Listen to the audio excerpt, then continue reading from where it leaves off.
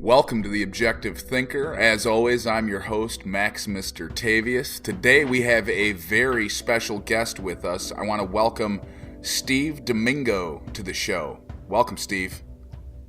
Thank you for having me. My pleasure.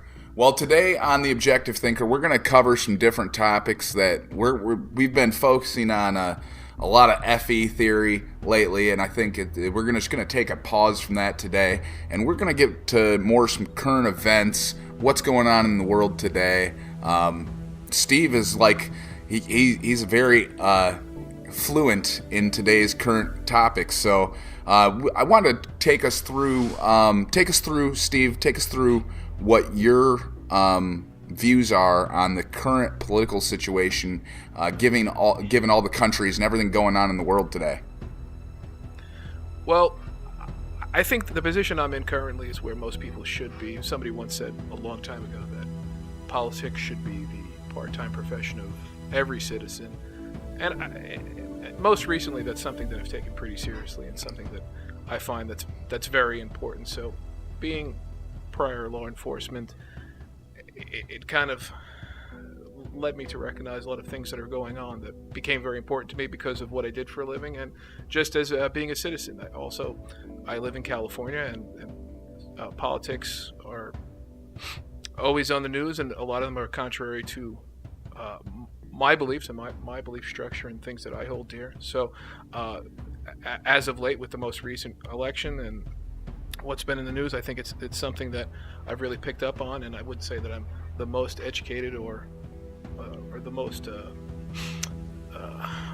the person with the most understanding of it, but at the same time, I feel like I'm somebody who has their finger on the pulse of what's going on, and I like to keep things current. Sure, and I think that's a great point you brought up. I think it's the obligation of every citizen as well to stay informed about what's going on in the world around them. And I think a lot of us, we get too caught up in our own little personal lives sometimes, where maybe being informed isn't the most highest priority in our lives at that point. And I think it really is. You need to have, you need to be diligent in your approach in search for truth. I agree. Next question for you, Steve. What do you say about the current economic situation our country's facing, being $21 trillion in debt? That's not an enviable position to be in, but at the same time, I think that we're a large enough country to sustain that kind of debt, where we don't want to take out a credit card for the future of our children, as some president said. I can't remember his name, but it seems like that's exactly what we did over the course of the last 8 years, and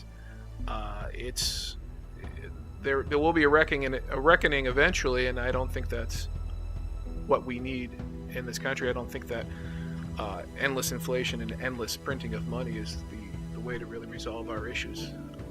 Somebody once told me a long time ago, if you want more money, and it just started out to be a working stiff, and somebody who was just beginning their career and was complaining about not making enough money and not being able to have the lifestyle that I wanted. But this supervisor, she told me, said, you know what? You want more money? Cut your spending.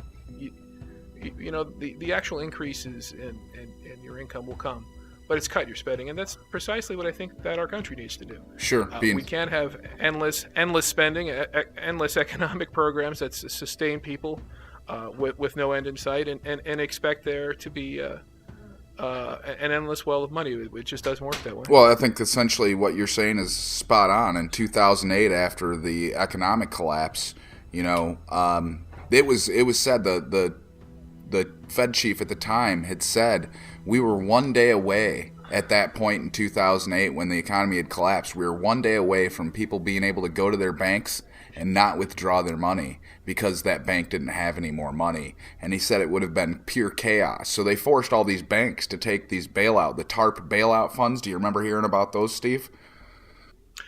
I did, and I don't think that a lot of people realize how close we are to economic or some other disaster. And I think people actually being well informed is very important. So yeah, no, that's something that I've heard of.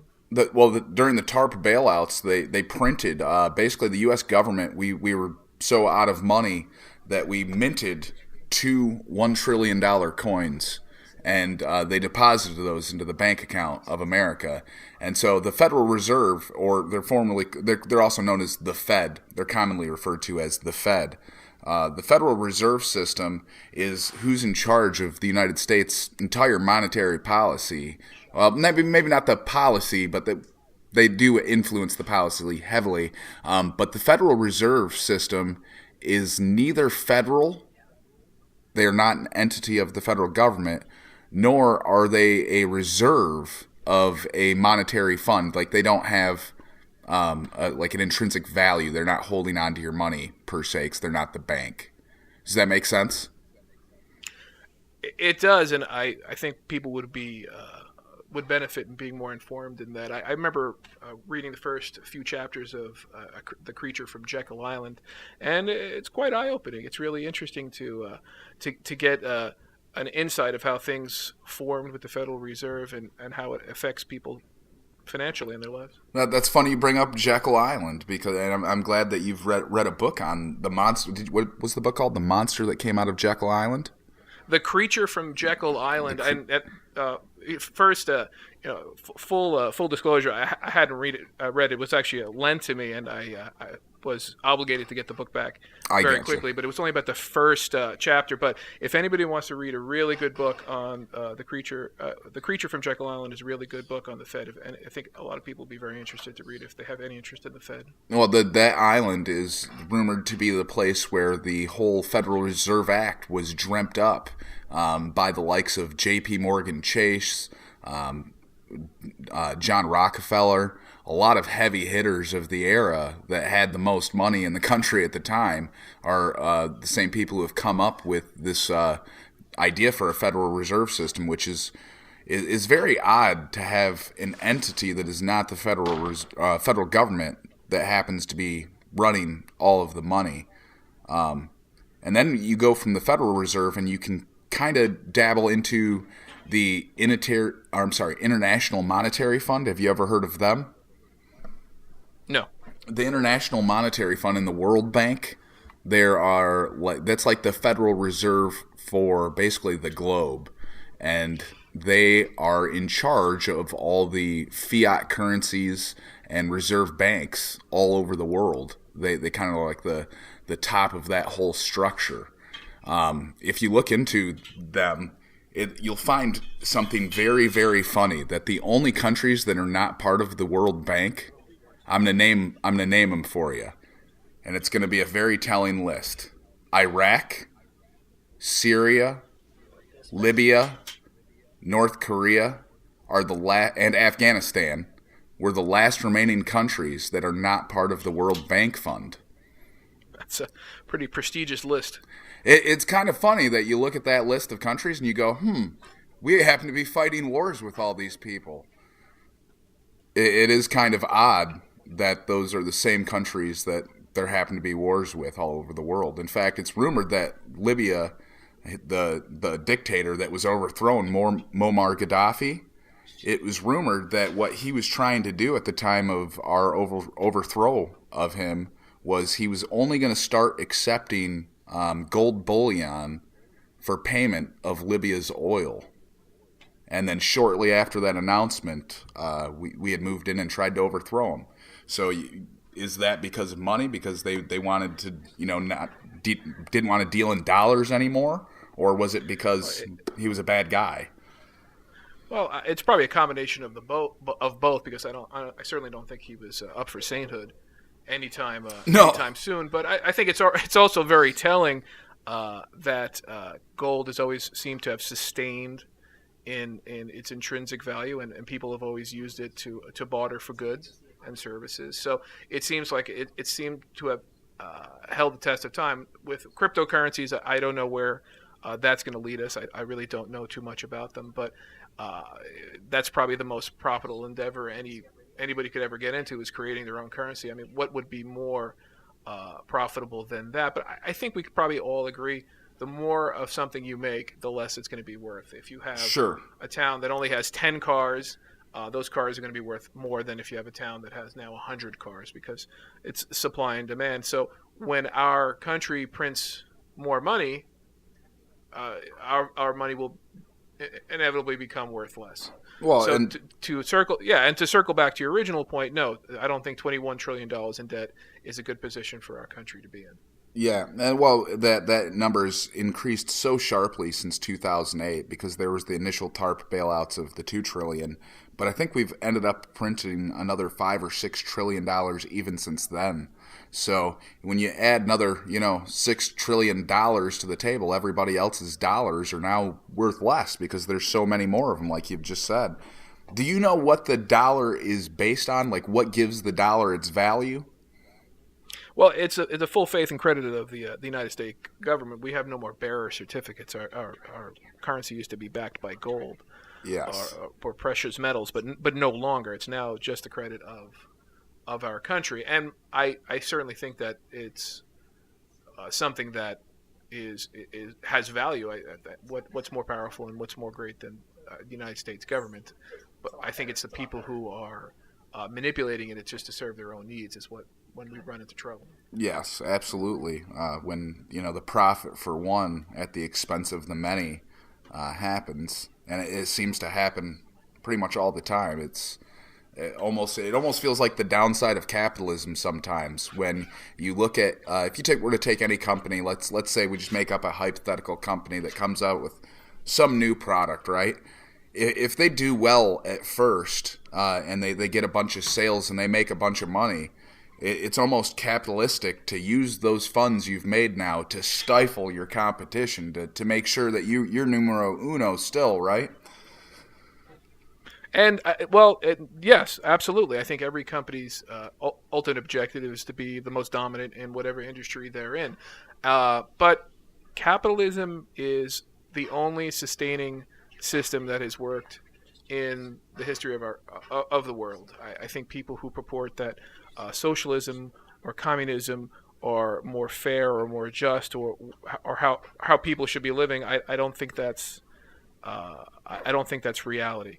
I think the reality is government systems like socialism are hateful, painful government systems that hurt people, that end up killing people.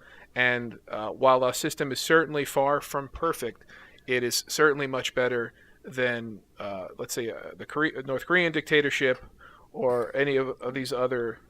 Like the Venezuelans right now. The Venezuelans. Well, I'm glad you brought up. Yeah. They're basically starving right now because the socialism has failed so bad with their oil. No, yeah, and I'm glad you brought up Venezuela because Venezuela is a perfect example of things going terribly wrong. You had one of the wealthiest countries in the world in Venezuela had rich oil supplies, and then somebody came in '99. I think it was Hugo Chavez came in and said, "We're gonna." And I don't know. This is an interesting tidbit, an interesting quiz. Do you know what his campaign slogan was in 1999 when he ran? I do not. Change. I'm gonna guess Hugo change. Chavez. I'm gonna guess change. You know what? It was change. It was even more specific. His campaign slogan was "Hope and Change," and that was back in '99. So I think we know a very specific, a very familiar presidential candidate who ran on something very similar, right? Which is a whole other topic. Venezuela was one of the wealthiest countries in the region, if not in the world, had rich oil reserves, and said, you know what, this is working way too well.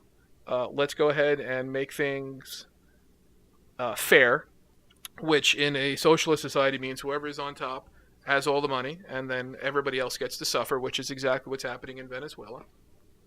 And now they're breaking into zoos to eat the zoo animals, and people are waiting in line around the block for water and food.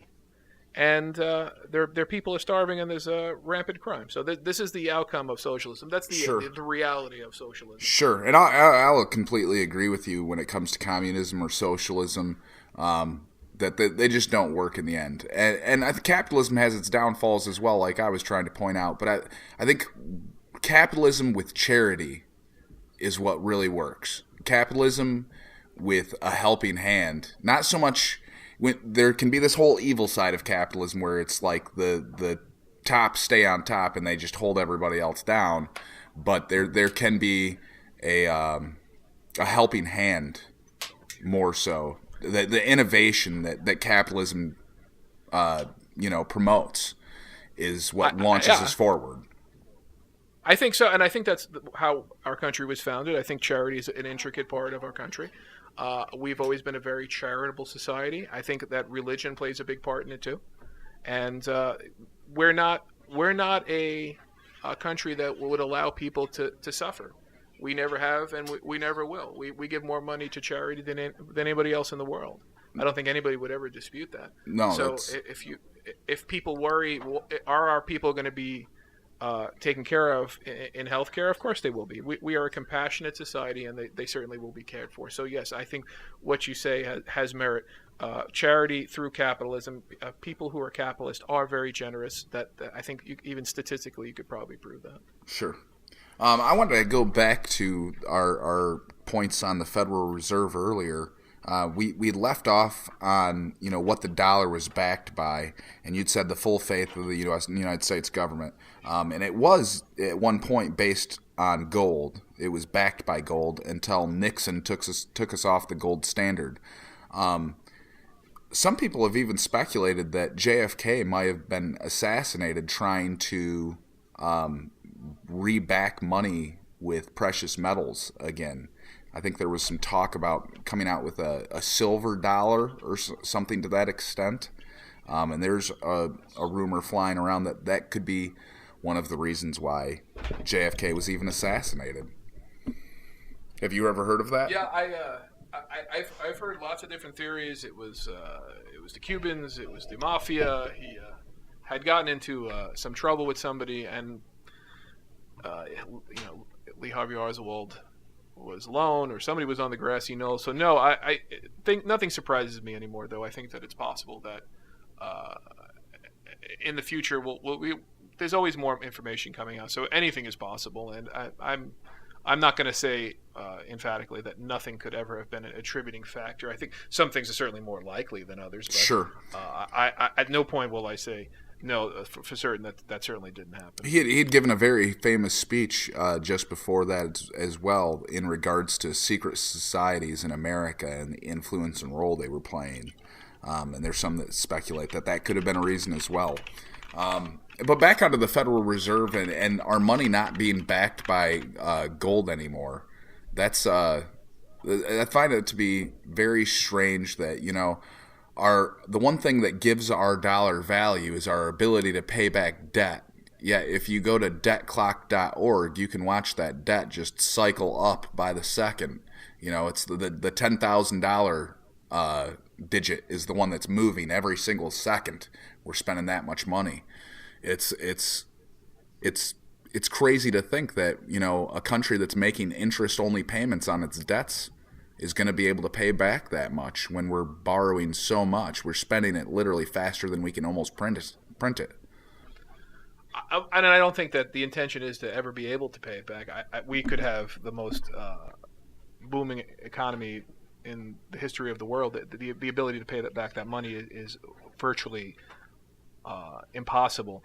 But I think we can take away a lot from this. I think we can take away the fact that people knowing that our currency is no longer backed by gold, I think we should take that to heart in our own personal lives. What does that mean to you? What does that mean to somebody who has a 401k or doesn't have a government pension to rely on?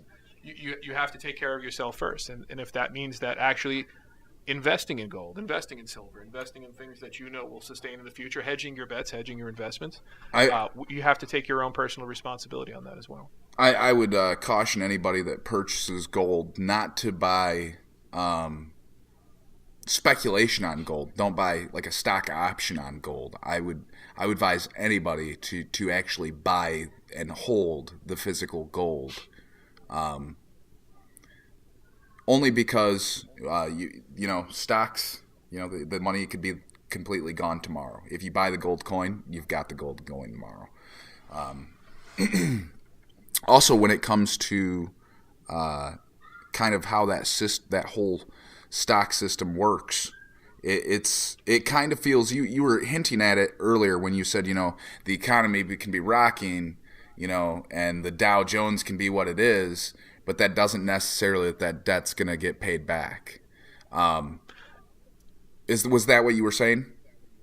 No, that's exactly what I'm saying. I Okay. don't know in what world we would be able to pay back over $21 trillion in debt and expect to be able ever have a balanced budget. I'm not, beyond taking responsibility for your own personal finances and perhaps seeing if things like gold or silver, precious metals, and diversifying your portfolio might be the right thing for somebody to do, and taking that own personal interest in your finances. I think the other takeaway that we have to look at is what are we giving away? Where is this money going? Well, that's a great question. Yeah, where is the money going that we're accumulating? Is it the military? I think that certain political parties like to demonize the military spending as the all-consuming consumer of the money that the taxpayer uses. And if people actually stopped and looked at statistics and graphs and charts of where the money was going, they would see that the vast majority of the money isn't going to the military. A large portion of it, and rightfully so. That's one of the chief responsibilities of our government, is to keep its citizens and its citizenry safe. But we spend more. I think one's argument could be made against that, though, is we spend more on defense than the next 15 nations in the world, 14 of which are allies. Keep it that way. But 14 of which are allies. So, and a lot of that spending is black budget spending. In other words, they don't have to disclose exactly what they're spending that money on because it's top secret. It's a top secret weapons program. We can't tell you about it because it's secret. So we don't really have to tell you where we're spending all the money. And you know what? People have the right to know where the money is being spent. In order for us to keep our sovereignty as a nation and to keep our supremacy in the world, we have to have the world's most expert, most technologically proficient, and the world's strongest military. That goes without saying. Without that, we really don't have much of a bargaining chip in the rest of the world. So the world needs to know that when it comes to the military, we will always be in primary position. Right. Would most people like to know more about secret projects that the government is working on? Probably, as would I, as Right. would most people, as most of your listeners would. But I think that we could probably rationalize at least some of that is, hey, you know what? Not only do we have YouTube, but the bad guys have YouTube, the bad guys have Twitter, the bad guys have Facebook. And so if we start broadcasting all these secret projects, then you know what? They're not secret anymore, and we've lost a very, very critical advantage. So is there wasteful spending in the government? Is there wasteful military spending? Perhaps. I can't speak very strongly on the topic because I don't know much about military spending. I was never in the military. But I can speak to, I'm okay with the government using my tax money to spend for the military. And I do that, and the caveat to that is I do that with the hope that they spend it appropriately and wisely. And I certainly hope that there are people in a position who can have that oversight to ensure that that's exactly what they're doing. Sure. I agree with you, as to your hopes and aspirations for those tax dollars. I don't know if we quite have the oversight that we wish that it was. I wanted to go back one more time to the Federal Reserve System too. Okay. With as far as banking, do you remember after the bailouts, there was this big thing called the bailouts, and Yep. when we did that, they passed a new law. It's called the Frank-Dodd Act of 2010. Have you ever heard of this? I have. The Frank-Dodd Act, I actually wrote a paper on this while I was in college. And if you get into the intrinsics of the law, and it's like hundreds of pages, this law, it's huge. But it says, there's a paragraph where it talks about how if there's ever a situation where FDIC, that's the insurance for all the banks that they insure your money, if that insurance ever has to be used again like it was during the last bailout, that there will not be another bailout. There will be what is called a bail-in, and this is in the text of the law. a bail-in. And what will happen is if your bank is one of the banks that goes under during the next collapse, is when you go to withdraw your funds from that bank, they will be able to issue you a bank stock in the amount of how much ever they owe you. So you won't be able to get your money in dollars. Kind of like what we see in Greece, you know, how everybody's like, you know, on Mondays everybody can use the ATM, but you can only take out $20. Kind of situations like that. We don't want to become Greece. Greece was another socialist disaster that ended up as predicted. I'm sure many economists predicted Greece would and eventually be where it is. And without fail, massive government spending and massive taxation fails, and that system of government does not function. With regard to bailing banks out, this might be an unpopular opinion with a lot of people, but no, I don't think we should be in the business of bailing banks out. I think that banks are private entities, and if they are to fail, they're to fail. If somebody is a franchisee owner of a fast food restaurant and they're about to go under, is the government going to come and bail them out? Why are they less important as a business owner than a bank? Yeah, granted, there's a very large dynamic there. Yes, and we're talking about people being funded for their homes and stuff, but this is the bed that they made for themselves, and they need to lie in it. I think, and having personal experience and having exposure to the real estate crisis back in 08, 09, I can tell you that there was not a lot of vetting done with people. There wasn't a lot of looking or oversight with no, if you had a heartbeat, you could get a loan for a house. Right, didn't matter if you had a job or had money. Doesn't seem very fair. Now, were there people doing that with car loans? Were there people doing that with RV loans? Were there people doing that with, pick your product that you need a loan for?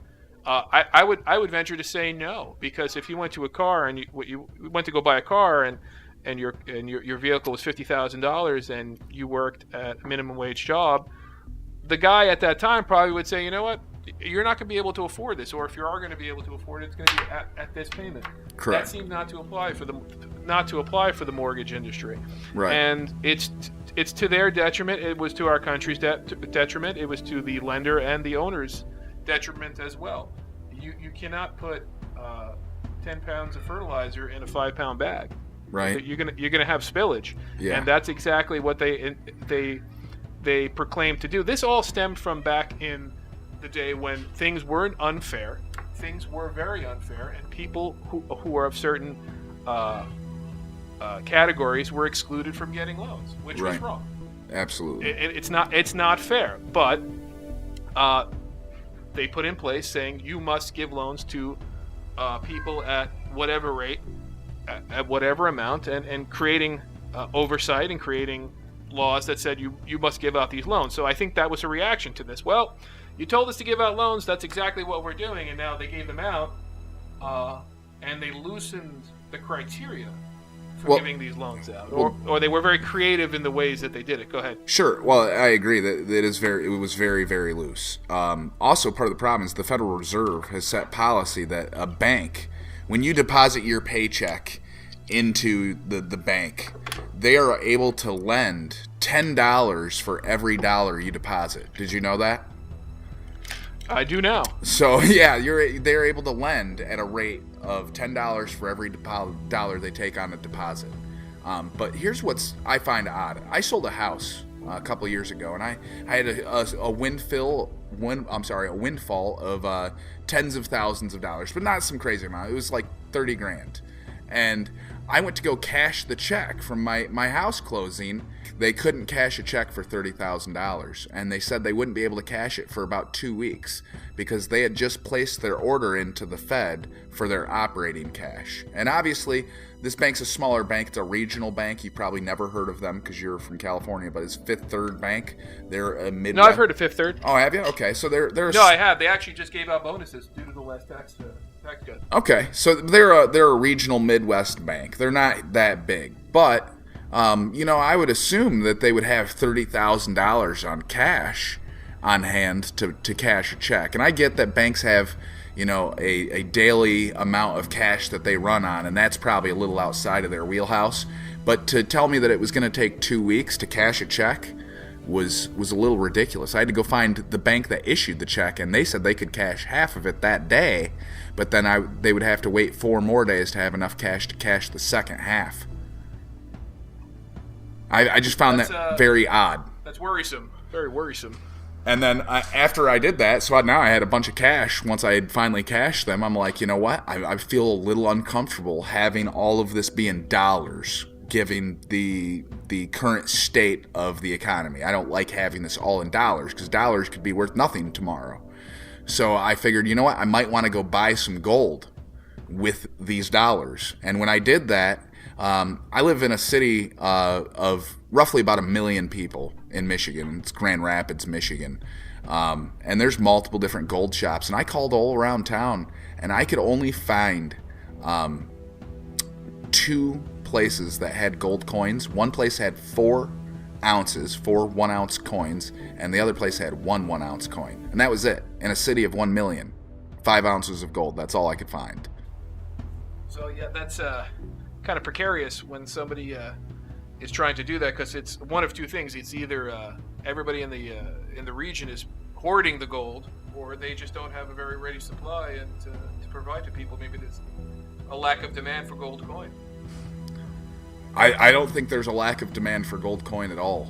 They seem to be pretty hard to find. I did manage to get my hand on some, and I held on to them for a couple of years and ended up cashing them in later, but it was actually probably one of the wisest investments I felt I've ever made, because it was very safe. I felt like my money was safe when I had the gold coins, because I could track the value. The value of a gold coin goes up and down every day, but I could track it just like the stock market. And the day Brexit got announced, that was actually a big bonus day for gold. We did good that day. Well, Brexit was certainly historic, and now with the most recent election in Italy, people are speculating if the same thing is going to happen in Italy as well. Right. I think that'll pretty much wrap it up for this episode. I think we've had some good talks on the Federal Reserve and basically, how money works around the world and how these governments are operating. It was a pleasure having you on and getting your viewpoints on this, Steve. Thank you so much for having me. I really appreciate it. Yeah, we'll love to have you on again. You're welcome back anytime. We encourage all of you to dig into all of this yourselves. As always, please, please, please use your critical thinking. Be objective. And please check us out on Facebook, on YouTube, and comment. We'll see you next time.